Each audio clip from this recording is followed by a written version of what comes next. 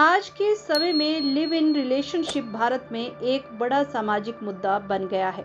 शहरीकरण, आर्थिक स्वतंत्रता और युवाओं के बदलते विचारों ने इस अवधारणा को बढ़ावा दिया है। हालांकि इसका समर्थन और विरोध दोनों ही देखा जा रहा है। लिव इन रिलेशनशिप को लेकर सुरक्षा, मानसिक स्वास्थ्य और सामाजिक सुरक्षा के मामले लगातार बढ़ रहे हैं। खासकर इसमें शामिल लड़कियों और लड़कों के लिए खतरे और नैतिक सवाल प्रमुख हैं। आइए इस पर एक विस्तृत दृष्टिकोण डालते हैं। पिछले कुछ वर्षों में लिव इन रिलेशनशिप का चलन तेजी से बढ़ा है, खासकर शहरी युवाओं के बीच। यह संबंध ऐसे दो लोगों के बीच होते हैं जो बिना शादी के एक साथ रहते हैं और साथ ही उनका रिश्ता शादी के समान समझा जाता है। कई बार यह स्वतंत्रता और व्यक्तिगत पसंद का प्रतीक माना जाता है, जहां पार्टनर एक दूसरे को बेहतर तरीके से समझने के लिए बिना विवाह के साथ रहते हैं, लेकिन इसके पीछे कई जोखिम भी जुड़े होते हैं।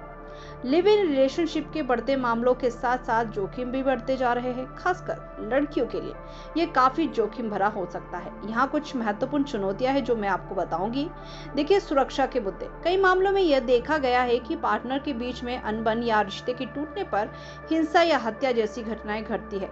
कुछ लड़कियां शारीरिक, मानसिक या भावनात्मक उत्पीड़न का शिकार हो जाती है। कानूनी सुरक्षा का अभाव। लिव इन रिलेशनशिप में शामिल लोगों के पास कानूनी सुरक्षा की कमी होती है। हालांकि सुप्रीम कोर्ट ने ऐसे संबंधों को कानूनी रूप से मान्यता दी है, लेकिन अधिकारों और सुरक्षा के मामले में शादी से काफी अलग होता है। समाज की स्वीकृति। भारत में लिव इन रिलेशनशिप को लेकर अभी भी समाज में एक बड़ा विरोध है। इसे विवाह के आदर्शों और पारंपरिक मूल्यों के खिलाफ माना जाता है। ऐसे में लड़कियों और लड़कों पर सामाजिक दबाव और मानसिक तनाव बढ़ सकता है। भारत में लिव इन रिलेशनशिप के चलते कई गंभीर अपराध सामने आए हैं। इनमें से कुछ चर्चित हत्याकांड भी इसमें निम्नलिखित है, जैसे श्रद्धा वालकर हत्याकांड। श्रद्धा और उसके partner Aftab Poonawalla live in relationship में थे। उनके बीच झगड़ा बढ़ने पर आफ्ताब ने श्रद्धा की हत्या कर दी और उसके शरीर के टुकड़े कर दिए। इस घटना ने पूरे देश को हिलाकर रख दिया और लिव इन रिलेशनशिप से जुड़े खतरों पर ध्यान खींचा।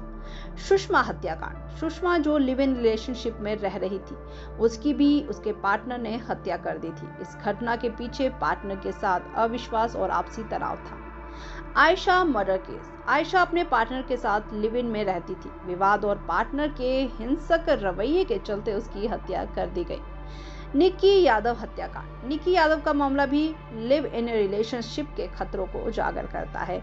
निक्की और उसका पार्टनर साहिल गहलोत लंबे समय से लिव इन में रह रहे थे, लेकिन जब साहिल ने किसी और लड़की से शादी करने का फैसला लिया तो दोनों के बीच झगड़ा बढ़ा।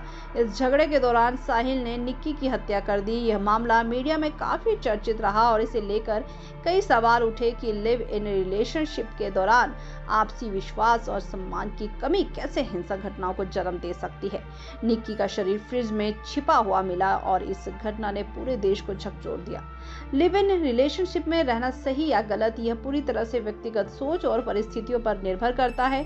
यह देखा गया है कि कई जोड़े इस संबंध में खुश रहते हैं और उनकी समझ बेहतर होती है, जबकि कुछ रिश्ते कड़वाहट और खतरों की ओर ले जाते हैं।